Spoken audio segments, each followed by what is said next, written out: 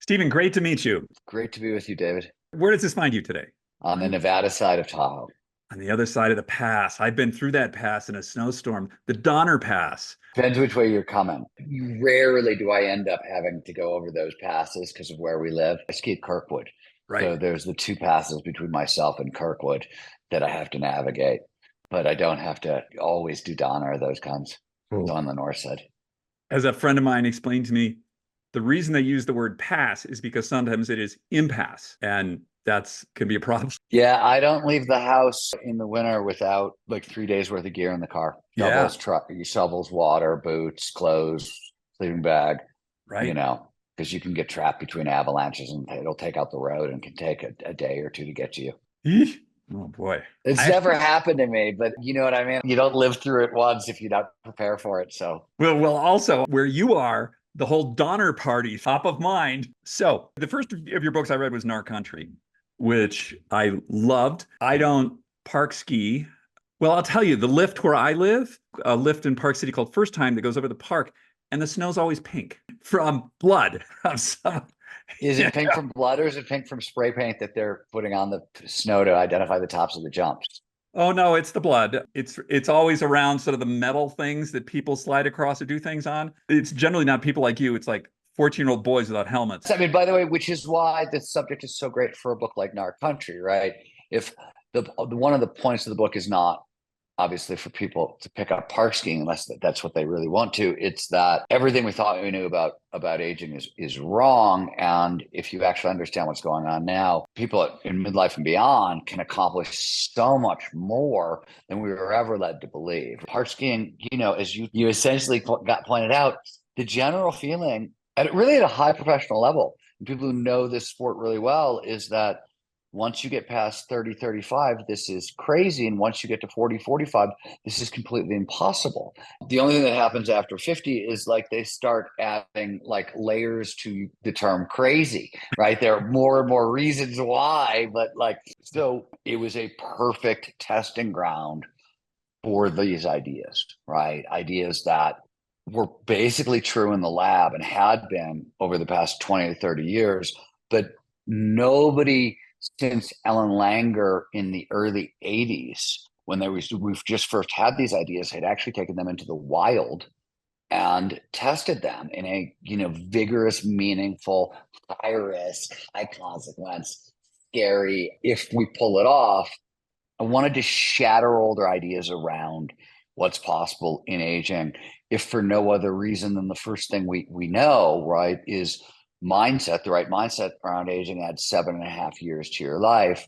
And the wrong mindset, by the time you get to 60, you have 30% greater memory problems than people with the right mindset towards aging. So this is high consequence in my experience, despite you hear a lot of lip service in the world about changing your mindset and a fixed mindset versus a growth mindset versus all this stuff. I hear it a lot.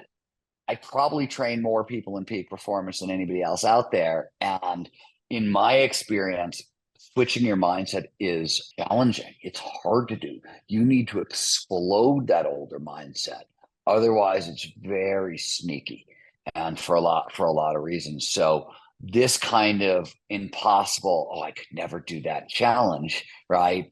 For myself, was that like I had to choose something that I knew that if I accomplished, there was no way any residual anything about what I used to believe was possible could be left, right? So when we train people in using flow ideas for longevity, that's sort of the goal. So that was sort of, if I did my job, the goal of the book. I hear you on the park skiing, not for everyone.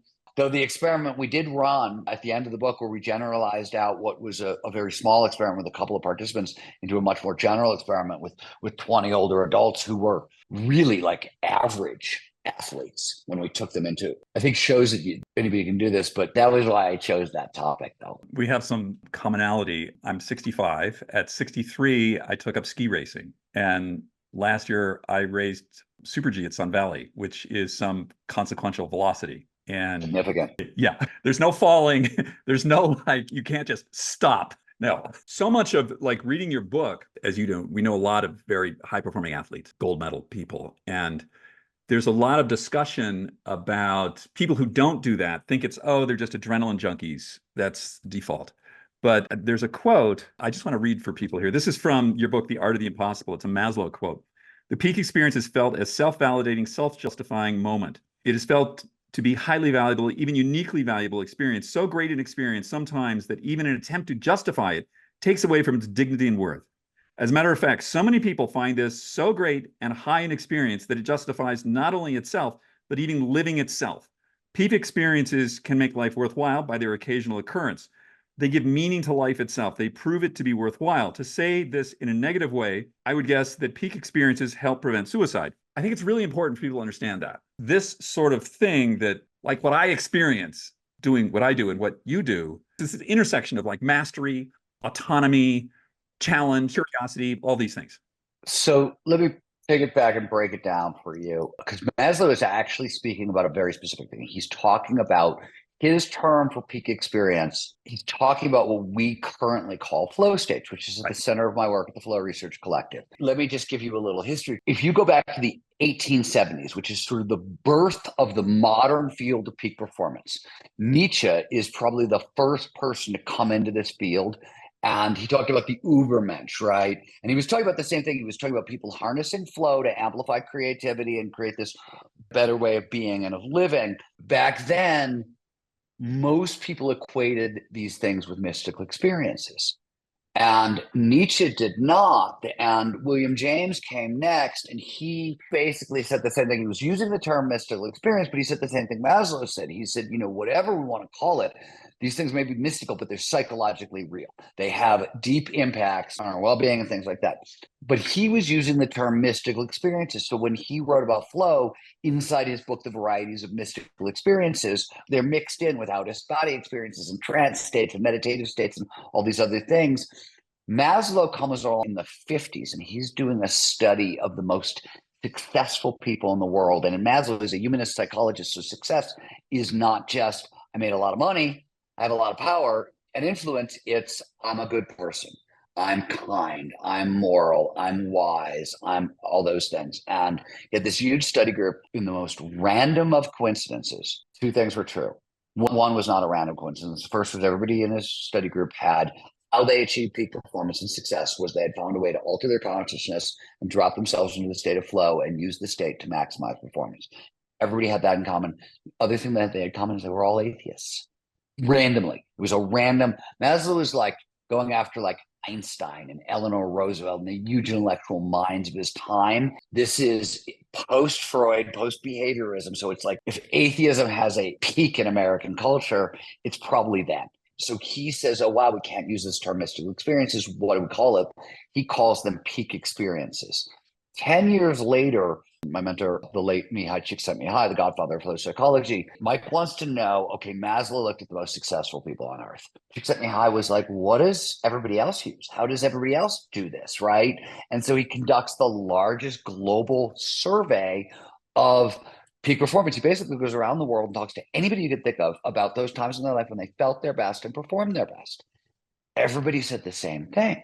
They said, when I'm at my best, I'm in this altered state of consciousness where every experience, every action, every decision flows seamlessly, perfectly, effortlessly from the last. And it showed, the term flow showed up in this is one of the largest studies ever conducted in psychology. He literally sent teams of people around the world, everywhere. And it took decades till all the answers were in, but the answers were always flow. And that became the term, and it's gotten more specific since then. But the thing I want to speak to is the last thing I'll say, because I think it's really neat and it's really relevant. We have known Maslow is right since Maslow wrote what he wrote. And what we've done since then until very recently is prove the positive. So we now know that flow underpins happiness, well-being, overall life satisfaction, meaning, purpose. We know there are tiers to happiness. We psychologists define the tiers. The upper two tiers, the best we get to feel on the planet, have flow baked into their definition. So we've done all this work. What happened recently, nobody's been able to prove the opposite, right? Oh, if flow is so good for mental health, it should be prophylactic against the diseases of mental health, right? The obvious thing you'd want to prove. It's hard to prove that. And it's taken us a very long time to figure it out. A team in Europe 3 weeks ago in Nature published an enormous, they did it with twins. Same way we do a lot of the peak performance aging and longevity studies. They took the same ideas and they tracked 10,000 twins. And they found that the twins were more flow prone, which is a trainable skill. It just means you have regular access to the state of flow and it's very trainable. And that's sort of the work I do in the world. It's protective against, this is crazy, depression, bipolar disorder, anxiety, schizophrenia, cardiac related, stress related cardiac conditions. And in earlier work done by our colleague Karina Pfeiffer and a team in Europe, a different team found that last year and the past couple of years, flow is also neuroprotective against burnout. And my team, a study we published a couple of years ago, maybe a year ago at this point, showed that flow blocks PTSD. I have literally just listed all of the major mental health conditions in the world. The only ones I've left out is neurodivergence. And while we have massive amount of anecdotal data on that, including Ned Hallowell, who literally came up with the term ADHD at Harvard, who has said, flow is literally people adapting to ADHD and like blah, blah. So there's a lot of, I recently was listening to a conversation between my friend Neil Brennan, Dave Chappelle's old writing partner, and Trevor Noah, talking about how comics with ADHD use flow to self-medicate. We don't have hard data on ADHD and neurodivergence so far, but we have is massive amounts of people using flow to handle everything from addiction to ADHD to, several of the things that happen as a result of being on the autism spectrum a little bit. So since Maslow, the evidence for flow and mental health has been overwhelming. And I think more to our point, it's a lot of these things that start to really matter in the second half of our lives, like way, way more than in the first half of our lives, which is also interesting. I want to get to that. So for people who aren't familiar with what flow is. Flow, technically, I use the scientific definition along the way, which is an optimal state of consciousness where we feel our best and perform our best. Everybody has had this experience. It is any of those moments of rapt attention and total absorption. You're so sucked into what you're doing that everything else just vanishes. Your action awareness starts to merge, sense of self-consciousness, the voice in your head, your inner critic disappears, gets really quiet. Time passes strangely for athletes, for people who've been in a car crash, for maybe martial artists or combat veterans or people in soldiers. Time can slow down, right? You'll get that freeze frame effect. Much more frequently, it speeds up. And this is, you go to work, you sit down to write a quickie email to a colleague, you get so sucked into what you're doing, and an hour goes by and you didn't even notice, and you look up and you haven't written a quick email. You've written this like really sort of amazing essay, and maybe your whole bodily awareness didn't disappear, or self-consciousness didn't totally vanish, but bodily awareness did. And when we pop back into consciousness, the first thing that happens to all of us all day long is, oh my God, I got to go to the bathroom. How did I not notice, right? We run to the toilet. That's microflow. It's a low-grade flow state. What Maslow is sort of talking about is the other end of the spectrum, a macro flow experience. But flow is a spectrum, like any emotion, right? A little irked, homicidally murderous, that's still anger. Micro flow. Flow's got 6 core psychological characteristics. We can talk about them in a second. But when they show up dialed to like 1 or 2, that's micro flow. When they're turned up to 11, that's macro flow. A friend of mine was on the Canadian national ski team. She was a downhiller and she blew up her ankle, couldn't race anymore. And I asked her, what do you miss? And she said, the silence. That's funny. It happens in flow. It happens anytime there's a lot of focused attention. We spend a lot of time, and I've had the privilege over the years, I've had the privilege to work with a lot of retiring spec ops, retiring professional athletes, especially action sport athletes, because it's a big come down, right? When you're living a very high flow lifestyle and you're about to downshift off of that, whether it's because you want to have a family or you're in a career change or you got injured, like whatever it is, flow and the neurochemicals that underpin flow make it one of, if not the most addictive experience on earth. And this has very negative consequences when it gets cut off suddenly, unless you know how to replace it and how to get that same silence in other ways. And that's a lot of the work we do in the world, because I think the misnomer, and I may be as guilty of propagating this rumor as anybody else, is that flow is predominantly associated with athletic pursuits or artistic pursuits. And that's really not actually true. For example, the most common flow state on earth is reading. Second most common is to sort of middle management people at work getting lost in a conversation and an hour going by without anybody noticing. Micro flow between, it's called interpersonal flow when it's one or two people talking. That could be group flow. It's team performing at their best. Communitas is flow at huge scales. Like you go to a rock concert and everybody gets sucked into the music and you're one with the band and everybody's clapping in sync. That's communitas. It's group flow at scale.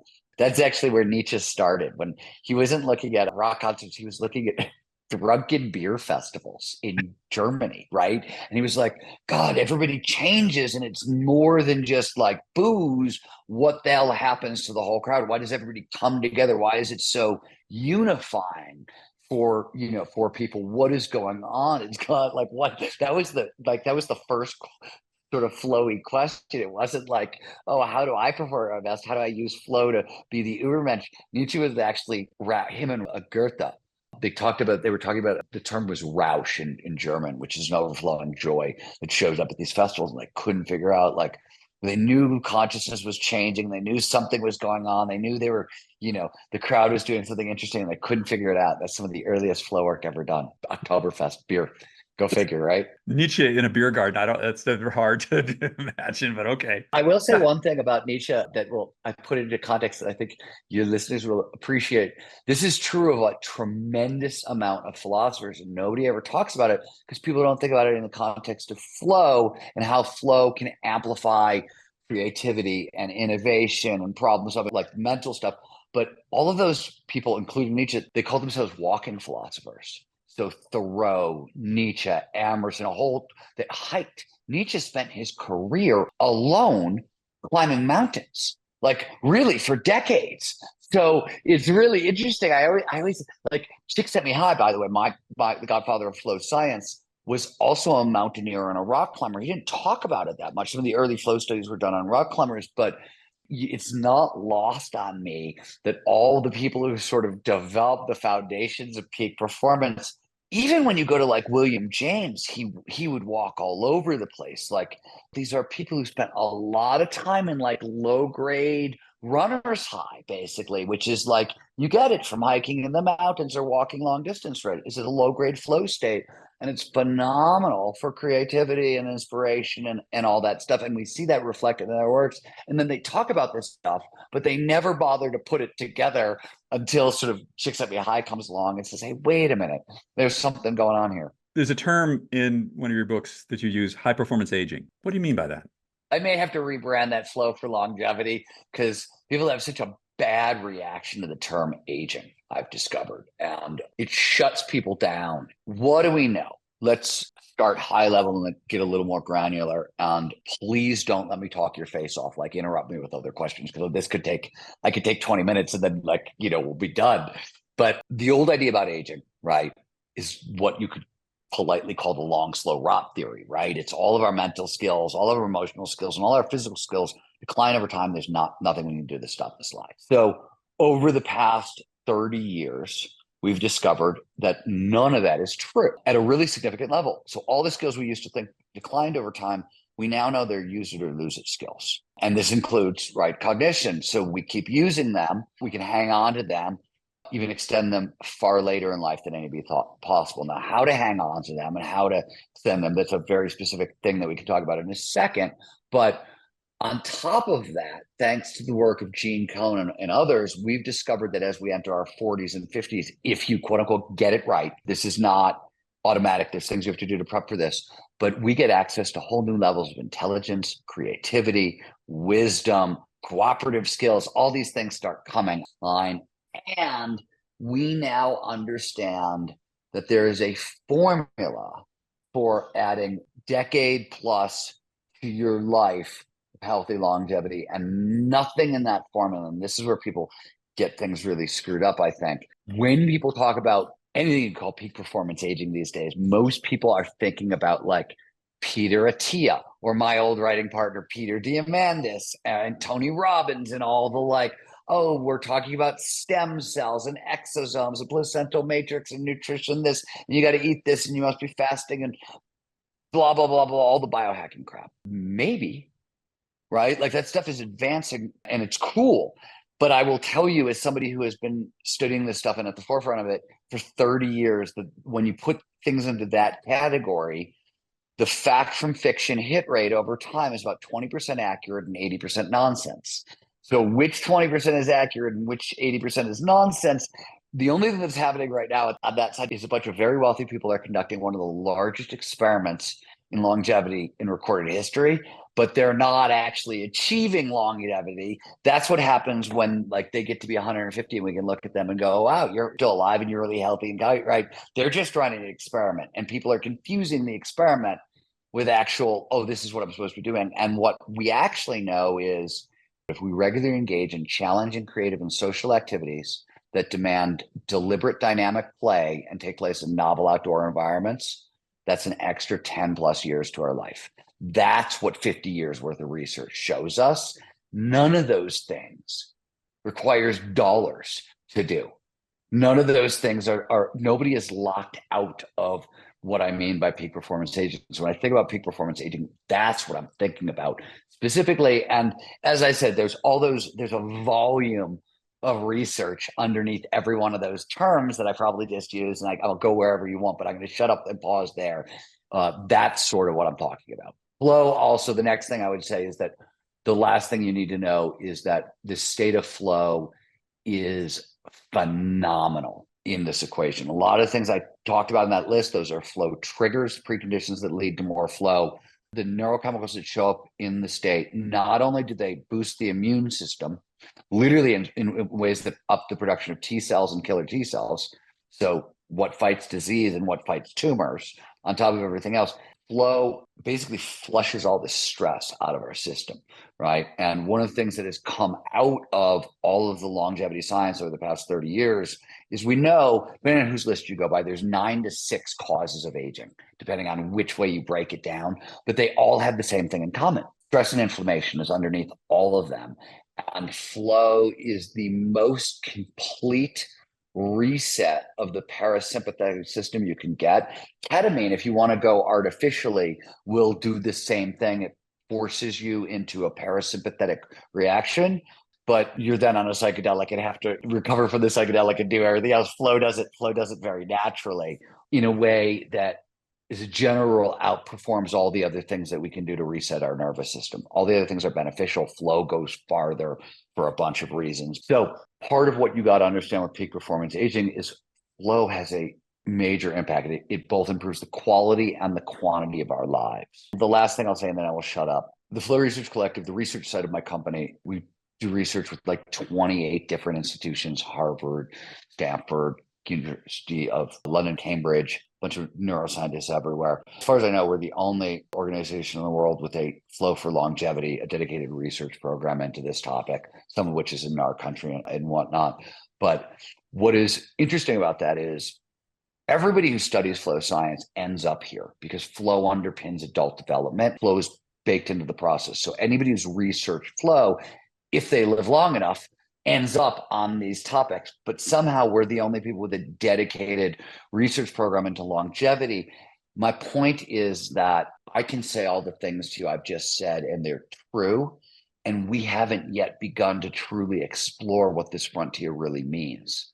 All the money is going towards the stem cells and the other things like that right now, but the biggest lever that is sort of sitting there is flow-based, based on everything else we've learned in terms of like pro-social behaviors, additional 7.5 years, mindset, an additional 7.5 years, like flow plus those things is gonna start making these things cumulative. That's where it starts to get interesting. Using flow to build up cognitive reserve for protection against dementia and Alzheimer's. Those are the really exciting frontiers. And that's what's next. That's the next couple of years. To the people who are listening here, I've read 2 of Steven's books. It took me a month to read each one. Each page on his books are filled with my annotations, my notes, my highlights. They are incredibly information dense and useful. If you want to know about this stuff, you should read these books. So that's my sales pitch for buying Steven's books. They're awesome. You should just buy them. Thank you. Nothing says Merry Christmas like in our country. So I want to get to fear. Yeah. Because I think fear is one of the huge blocks I don't like this term aging either. I've been in this space for 9 years. I don't have a better, I call it living, or I don't know, whatever. But what happens is we have a certain series of experiences that may be negative to us in some way. And so we build up these sort of fear blocks, and we're unable to sort of push out. And as you say, we find ourselves at a certain point in our, 50s or something, in a cage of our own making, because we think that's what it is. And I recently had on the podcast Dr. Dave Rabin out of Pittsburgh, and we were talking about, we all have a box. We make the box, and he says, you know what's outside the box? Everything. That's scary. So talk to me about this idea of fear, because I think fear is the block to so much of what we want to do. And I also want you to point out the difference between slight challenge and overwhelmed challenge. Yeah. Let me start actually there and how this relates to flow, and then work into fear, because otherwise I think I'm going to lose people when I get to fear, because I'm going to use terms that aren't defined yet. So the first thing to know, if you want more flow in your life, right, all the benefits we've been talking about, flow states have triggers, preconditions that lead to more flow. And there's 28 that are discovered. There's probably way more. What they all have in common is a single thing. Flow follows focus. We know this. It only shows up when all of our attention is on the task at hand, on what we're doing, right? That's what we get lost in. So that's what all of these 28 triggers do. They help drive attention into the present moment. So there's some obvious novelty. Works as a flow trigger because novel stuff catches our attention. Risk, social risk, emotional risk, physical risk, all catches our attention. The most important of these triggers is known as the challenge skills balance, which is what you alluded to. So flow fits. There's a classic scale that shows boredom on the bottom and anxiety on the top, and in between is what's known as the flow channel. The idea here is flow follows focus. So in between boredom, there's no stimulation here, I'm not paying any attention, and anxiety, which is way too much stimulation, I can't stop paying attention, is this sweet spot, what's known as the flow channel. If you're a physiologist, this is the Yerkes-Dodson curve. It's one of the oldest findings in physiology, but psychologists call it the flow channel. And so the idea here is we pay the most attention to the task at hand when the challenge of the task slightly exceeds our skill set. You want to stretch but not snap. So normally, under normal conditions, for most people, especially younger in life, the gap between challenge and skills that maximizes focus, this is not hard and fast science. This is a metaphor, but it's a pretty damn accurate one based on everything anybody can come up with testing it, about 4 to 5% different. When the challenge is like 5% greater than our skills, that's the sweet spot. Now, 5% greater is a little tricky if you're shy, if you're meek, if you don't have a lot of skills in this particular area, whatever, you're going to be outside your comfort zone, just outside of it, right? So you've got to get used to being comfortable, being uncomfortable, but just a little uncomfortable, like enough to wake you up, but not to shut you down.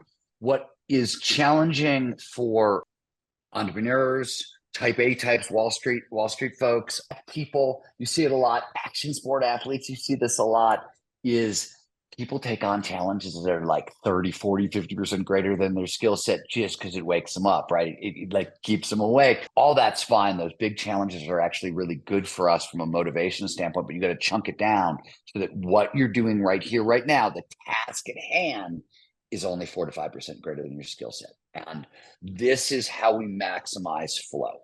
So here's where things get tricky. And this is where I want to speak into fear. So obviously, by the way, the amount of fear in your system tilts that challenge skill sweet spot. So on the front end, when we're trying to increase the amount of flow in people's lives, one of the first things we do is say, hey, you need to have a daily practice in place to tune up your nervous system. And the way to think about this is based on times. The fastest single thing you can do to calm down, period, is a gratitude practice. A daily gratitude practice takes 5 minutes. Write down 3 things you're grateful for and turn one of them into a paragraph, or 10 things you're grateful for and write down each one 3 times. And by the way, write by hand, not on a computer, don't type. There's a really strong link between our brain movement and the nervous system, and you get farther faster writing things by hand on a scratch piece of paper than you do taking notes on a computer. If you have a little more time, 1 more minute, read fiction. 6 minutes of reading fiction will actually lower your stress levels. If you have an extra few minutes, 11 minutes of mindfulness will do the same thing. If you have more time than that, 20-minute walk in nature is the next stop. If you have more time than that, go to the gym, right? Because a 45-minute workout, basically. So you got to do that in general to make sure your nervous system is manicured. Now, let's talk about the issue that you raised, which is over time, that challenge skills sweet spot shrinks. So we've got a lot of, I'm assuming your audience has a lot of action sport athletes in it or athletes in it. So let me give you an athletic example that everybody's going to relate to. Anybody who's ever been injured, most injuries are like a 3-month physical recovery process, unless you've got a brand new ACL kind of thing, and then it's a little bit longer. But most injuries, 3-4 months, the injury itself is healed. For example, if you're a skier, this is a skier, you get injured skiing, your body may be back in 3 or 4 months, but your brain, there's an unconscious governor that won't let you go at top speed for usually like a year and a half, right? That unconscious governor is actually allostatic load. This is the impact of stress over time on our nervous system and our performance. And it's measurable.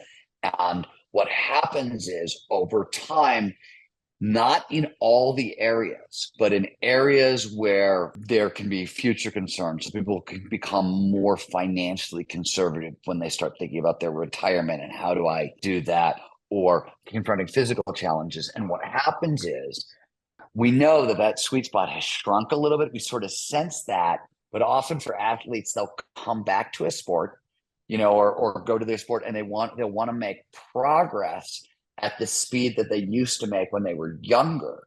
And it's not that their skills are lacking. It's that challenge skills sweet spot has shrunk and there's too much anxiety in the system. And without anxiety in the system, you're not dropping into flow. If you're not dropping into flow, you're not maximizing performance. You're actually taking bigger risks, not smaller risks. And so there's this whole feedback cycle of diminished performance that comes off of this.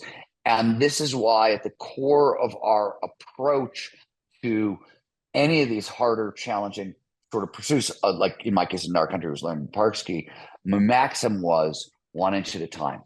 Start with an absolute fixed established motor pattern, something you can do 100% of the time with zero fear and like a 95% chance of success. And then you build on that in a very specific sort of playful, creative, improvisational way.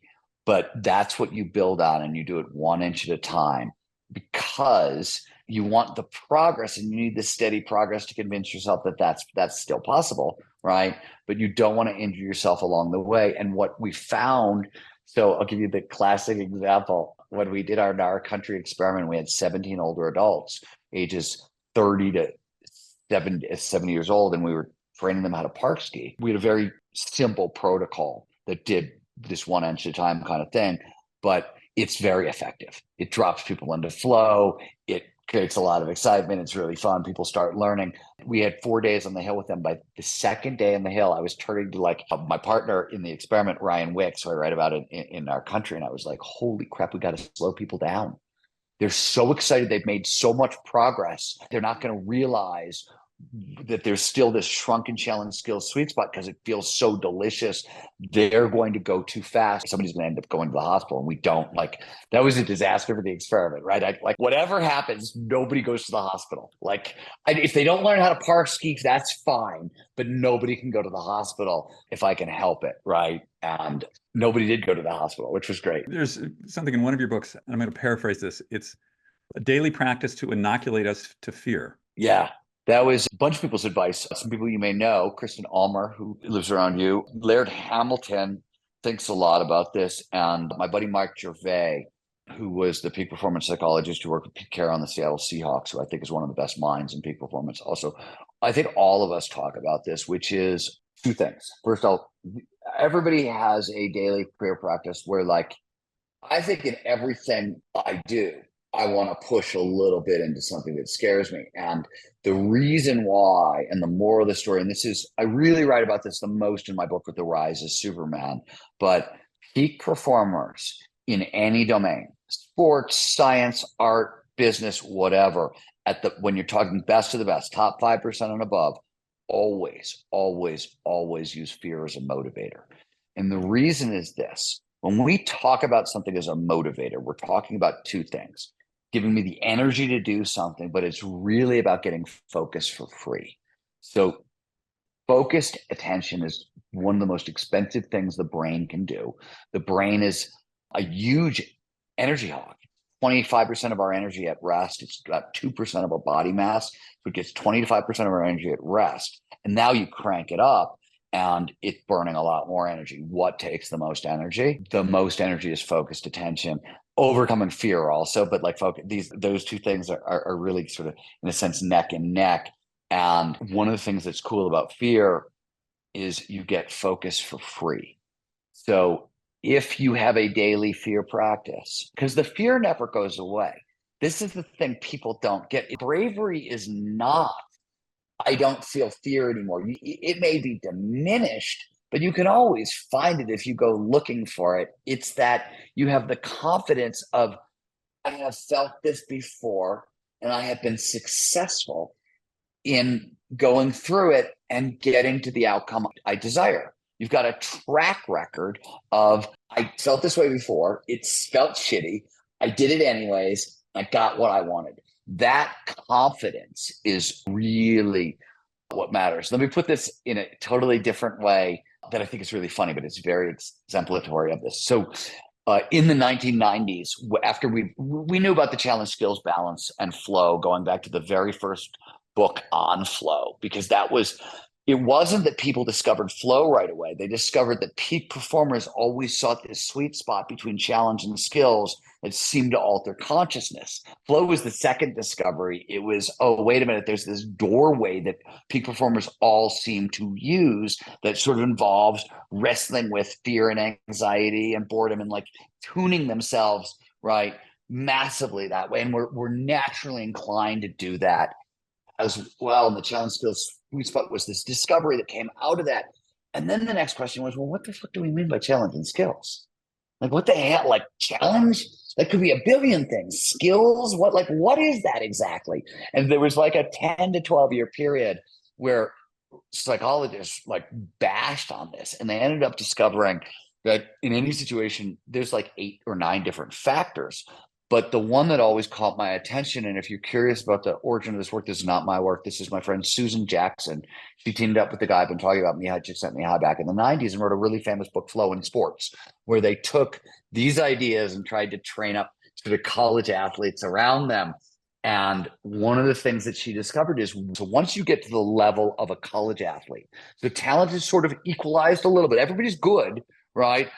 And she was talking Division I, Division II, so even everyone was better than good. Found out that 81% of what they were calling skill was actually confidence in their skill, not actually the ability. It was your ability to believe in your ability to do it that really was the factor. Now it changes in certain other areas and things like this. And mind you, everybody's got a significant level of baseline talent at this point, or baseline skills. So there's got an equal, but for anybody who's at the top 25% of their profession, 50% of their profession, like you're already in that zone. So what do we mean by, all this stuff? Well, confidence plays a real role. What is confidence really? Like, what does that mean? And one of the things that is overlooked when we talk about confidence, though I can give other examples where people will totally recognize this experience in themselves, is we're really talking about the confidence of doing something hard and succeeding again and again and again. I'm using a sports metaphor, but I'm saying if you're top 50% anywhere, like in business, in science and technology, like anything you do as a father, as a mother, right? Like you're playing these same kinds of games. Let me give you a parenting example. I don't have kids, I have dogs, but like the examples are the same, right? Your first child, your anxiety levels, your first dog, your anxiety levels are through the frickin' roof because everything's uncertain, right? What's going to happen? What's going to happen? By the third time you've raised a dog or raised a child, you're like, oh, we've done this before. Like, this is shitty, but I don't have to panic. I just have to do these things to get through the problem, and I can be confident. So we have these experiences all the time. The thing that I'm trying to emphasize here is that confidence that comes from experience is what matters. So to take it back to a daily fear practice, this is my point. this is why a daily fear practice matters so much, is you want to get in the place where you can use fear as a motivator, because you get so much focus for free. But it has to be like the parent who's like, okay, my kid's got the flu. It's a pain in the ass. It's got some scary elements, but oh my God, I'm not going to stay up all night and rush the kid to the emergency room and like do all the stuff that I did the first time, right? To put this in sort of a social context. So for some people, if you're in an elevator, saying hi to someone in the elevator is absolutely terrifying. And the first time you do that, it's like, oh my God. For some people, that's like a daily fear practice, like saying hello. Yeah, by the way, I have to tell you new. something. I'm an introvert, and you're so funny you use that example. I have a friend who's a matchmaker. She's one of the most in-demand matchmakers in the world. Like, if you're an eccentric millionaire and you want to find a husband or a wife, she's literally who you hire. I was in New York hanging out with her recently, and we were getting into and out of elevators. And I'm an introvert, and like, you put me in an elevator, it's something crowded, there's people everywhere, like right? And she would always, and it was always somebody's clothes. Right. She would find a way to compliment somebody's clothes in a way that like forced them to engage her in a story. Yep. And her game was, can I get people laughing in like 90% of the elevator? Like that kind of thing. It was a really cool game. And I have since been playing it in elevators as a daily fear practice. Because what happens is when I travel for work, which I do a lot, if I start folding in on myself, which I can do, if I'm tired, if something's going wrong with my company, or my wife's having a bad time at home without me and I wish I was there to help, or like whatever it is, right? I can start folding in on myself, which is terrible for what I do for a living and my job and why I'm on that trip in the first place. So I found that I can use that little fear practice as a way to wedge myself out of myself. I do it all the time. Yeah, I actually do the same thing. So I want to get to you personally. Yeah. So a couple of things. How's your knee? Oh, my brand spanking new ACL is very shiny. Right now, it's great. It's phenomenal. I'm ahead of schedule. I'm at the point where I'm starting to be able to sort of do slight jumping exercises. So it's getting dynamic. I can hike pretty much wherever I want at this point. And I'm back. To me, like the biggest pain in the butt is when you can't do squats and you can't do deadlifts, because I find it almost impossible to train for the things I want to train without those two exercises. So now I'm back to, I can deadlift, the plates again, and I can squat. I'm almost to the point that they're letting me. And if you live in a mountain town, everybody has to hold you back, right? That's what the PT people do. It's not like we have to get you to exercise more. It's no, slow you down. Don't let you be you. And luckily, I have so many friends who have had new ACLs that like I got so much beta ahead of time about what to do and what not to do. So it's going really well. Thanks for asking. Yeah, I read the bit about the exosome. At some point, I'm going to need a new left knee, and I'm putting that off. And yeah, I mean, exosomes are, I've used them. I use them to essentially totally repair an MCL. And, I love them. They're still very expensive. You can do a tremendous amount of work for them. And it's a great, like, it's prophylactic, and they're very useful. And I also have to say that, like, the ACL replacement surgery I've broken everything. It's a fairly mellow procedure as far as procedures go. You know what I mean? Like, there's some limits on what you can do afterwards and whatever, but like, it's not a particular that, like, I was shocked by how mellow it was. I was like, oh, okay. This is the thing I was been terrified of for so long. I was like, you're kidding. Like, this is not even, like, I was laughing sort of at myself afterwards. Because like, yeah. For everyone listening, this is just to let you know the level of injury Steven has had. Most people I know think ACL is but that's, really set you back. But I also have to tell you that this is one of the funny things about like what I did in peak performance aging. And I always tell people this, like, it's not like I'm a bad athlete in a broken body with a busy schedule. Like, I run around with the best athletes in the world. I'm not that person. I know what that person is, and I've done this stuff long enough that I can sort of keep up. But that's why I've broken so many bones. My point is that, like, one, I actually do know what I'm talking about when it comes from healing injuries. There's nothing I haven't broken at this other than my neck. There's nothing I haven't broken. And I've come back from all of them remarkably well. And I'm a better athlete now in my late 50s than I've ever been in my life. So, like, Yes, you can say that for most people it's not whatever. Okay, maybe that's true, but like I'm starting well behind most people in terms of like how much stuff my body already taken. I have a lot of grounds for comparison here. One of the things in our country, you talk about your schedule, like, Mm. which I just was like, oh my God, getting up at 3 or 4 in the morning, and then you write for a few hours, and you go to the gym, and then you ski for 6 hours, and you come back, you take a nap, write a little more. The part of that that really puzzles me is the sleep part. I mean, I need 8 or 9 hours of sleep, or I'm I just know you have to sleep 7 to 8 hours a night minimum. And if you're trying to do the kind of physical thing I was doing in our country, right? yeah, It's 9. It's like right, you're moving up 8 to 9. No, no, no. right. You have to understand that, like, first of all, I'm an extreme lark. I get up really early naturally, and I go to bed really early naturally. Two, you live in Park City where there's more of like you want to go out at night in Park City, you can actually sort of go out at night. I live down the mountain from Tahoe in a very quiet little town at the end of a very, very, very long road, sort of backed into the mountains with nobody around. Like nighttime, it gets dark outside, and everybody around me is like a farmer or a cattle rancher. Like people go to sleep. So one, I'm not in a culture where people are staying up super late, right? Two, I get up early to begin with. And I have found that for reasons we talked about, the challenge skills balance. So my number one concern when I face any day has to be, how do I make a living?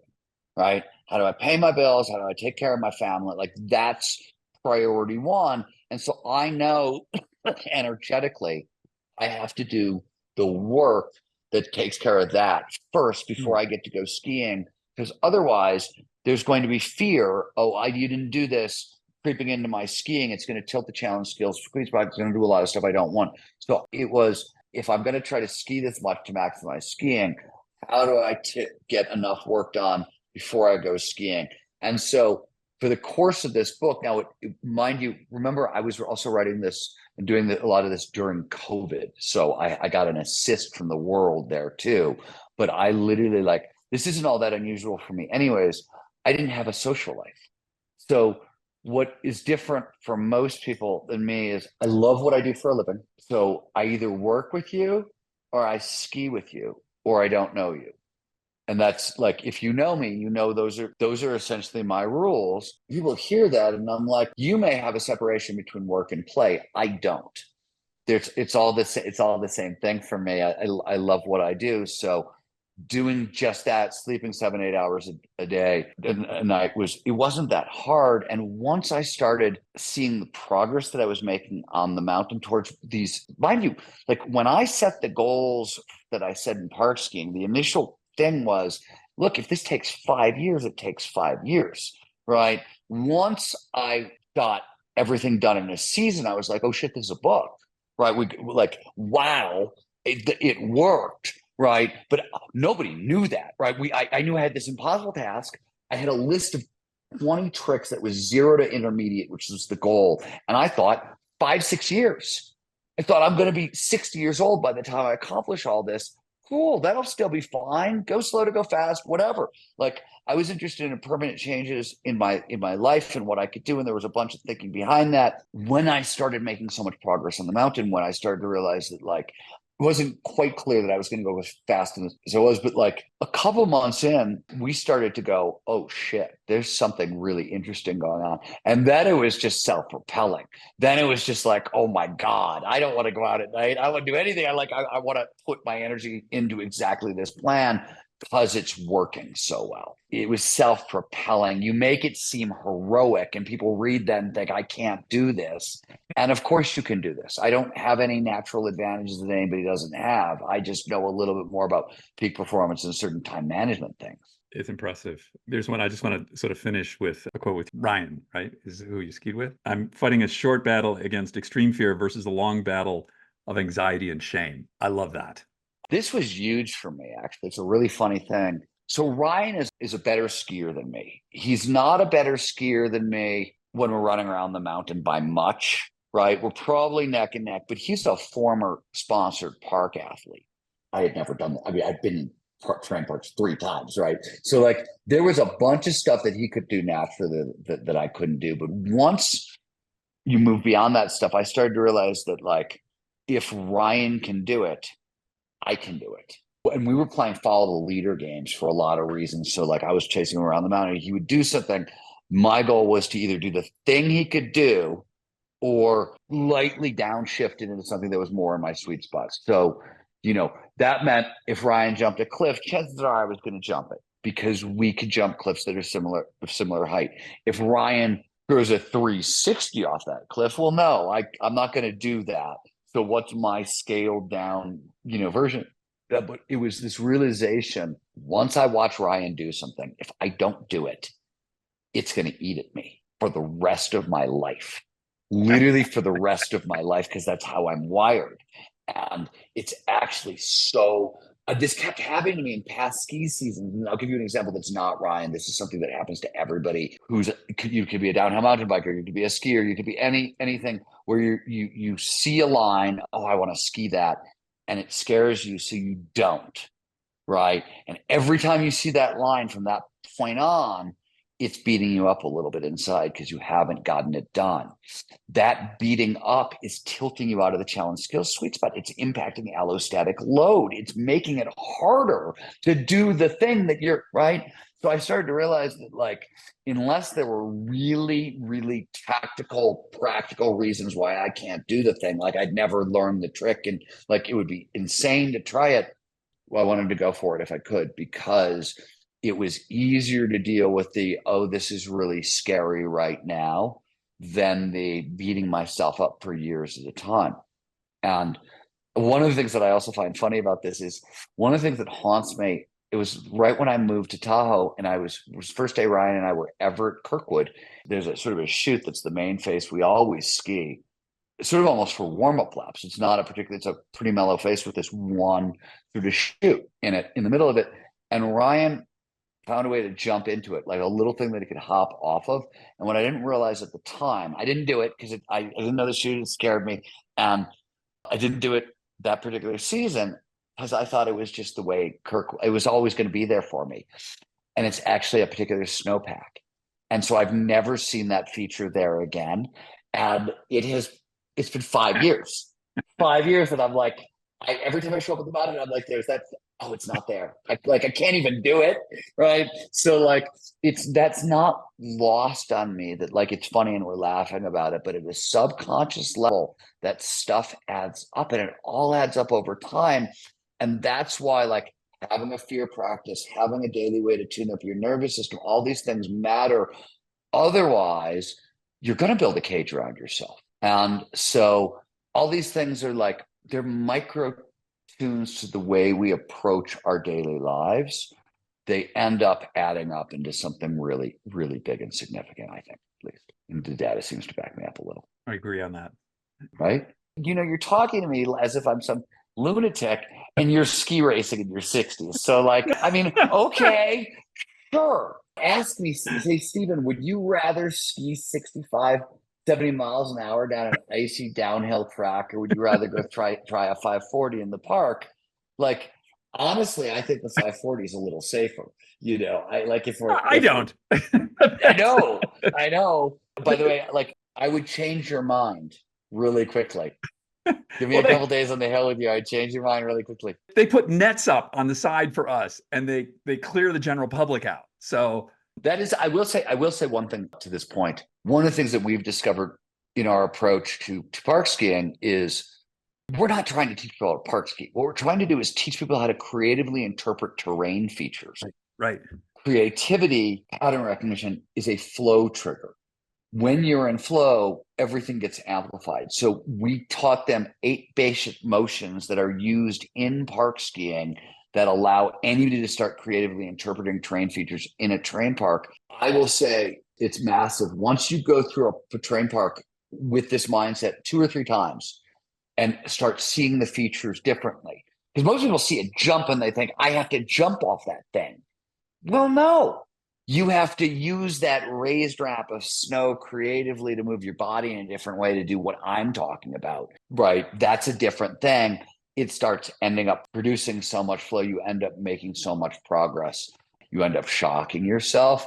But we see between like runs 3 and 4 when we run clinics this way with like intermediate skiers, forget people with your skill, like intermediate skiers and snowboarders, by run 3 or 4, their confidence shifts so much because they realize they're not being asked to do something that's way outside their comfort zone. They're actually being given an on-ramp into progress that is very smooth, that anybody can follow. And then suddenly this big scary thing, your reaction, changes into, oh, wow, this is a kind of a creative canvas that I can do something on. The problem is that in certain terrain parks, you're sharing that creative canvas with thousands of people who are ages 10 to 20 and have a different approach.